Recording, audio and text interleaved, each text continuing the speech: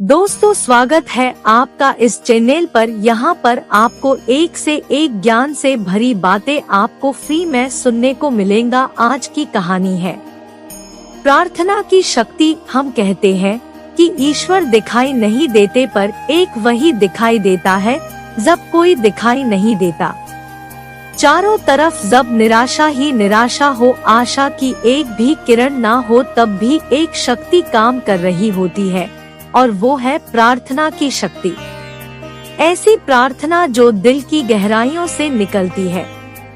प्रार्थना में उठे दो हाथ और आंखों से बरसते आंसू जो बस यही कह रहे होते हैं कि अब बस तू ही है जो मुझे जीवन के इस मुश्किल दौर से बाहर निकाल सकता है।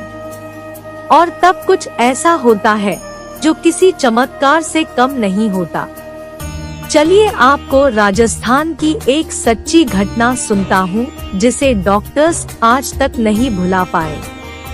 एक पति पत्नी अपनी बच्ची को डॉक्टर के पास लेकर आए, दिल के विशेषज्ञ के पास। जब डायग्नोस हुआ तो पता चला कि उस बच्ची की आर्टरीज काफी ज्यादा ब्लॉक हो चुकी है। डॉक्टर ने पूरी टीम के साथ केस डिस्कस, उसके माँ बाप को बताया कि ओपन हार्ट सर्जरी 30% चांस ही है सर्वाइवल के, यानी जीने के, वरना बच्ची ज्यादा से ज्यादा 3 महीने तक ही जिंदा रहेगी। ऐसी परिस्थिति में माँ बाप क्या कर सकते हैं?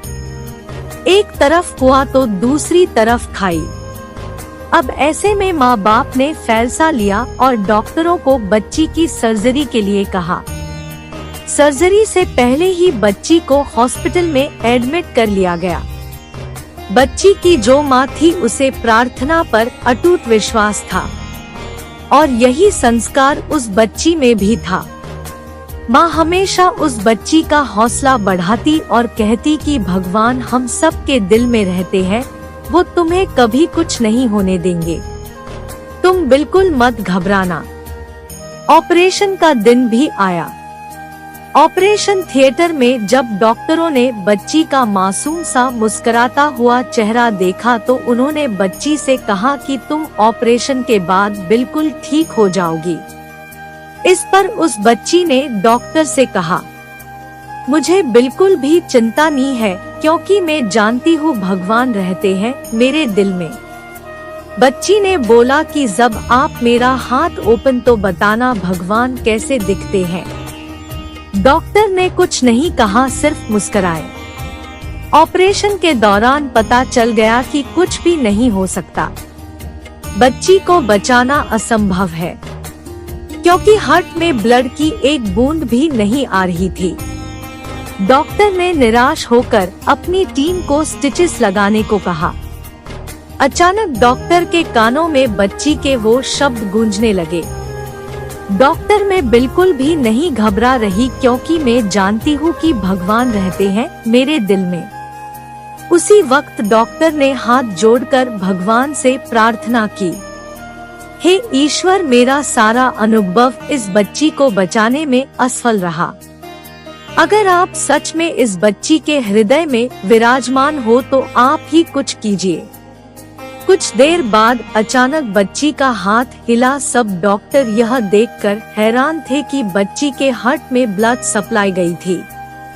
यह एक चमत्कार ही था जिसे देख वहां खड़े सारे डॉक्टर दंग थे, कुछ समझ नहीं आ रहा था। ऐसा उनके करियर में पहली बार हुआ था। इधर बच्ची जब होश में आई तो वो डॉक्टर से धीमी नाजुक आवाज में बोली कि क्या आपने मेरे दिल में भगवान को देखा? डॉक्टर ने मुस्कुरा कर कहा, हाँ मेरी बच्ची, मैंने उन्हें महसूस किया। उन्हें देखा नहीं जा सकता, सिर्फ महसूस किया जा सकता है। उन्होंने तुम्हारे लिए और सबके लिए एक मैसेज दिया कि उन्हें हमेशा अपने दिल में महसूस करना वो हर इंसान में है। हर काम की शुरुआत ईश्वर को याद करके करना, और अपना हर काम उन्हें समर्पित करते जाना। वो डॉक्टर आज भी अपने इंटरव्यू में हमेशा कहता है कि उस घटना ने मेरा जीवन बदल दिया। डॉक्टर कहते हैं कि तब से आज तक अब जो भी ऑपरेशन करना होता है उससे पहले ईश्वर से प्रार्थना जरूर करता हो। तो दोस्तों, किसी चीज का होना ना होना आपके महसूस होने, आपके मानने और विश्वास करने पर निर्भर करता है। खैर, ये तो सिर्फ एक एग्जाम्पल दी है। ऐसी ही दुनिया में न जाने और कितनी ही सच्ची घटनाएं भरी पड़ी है।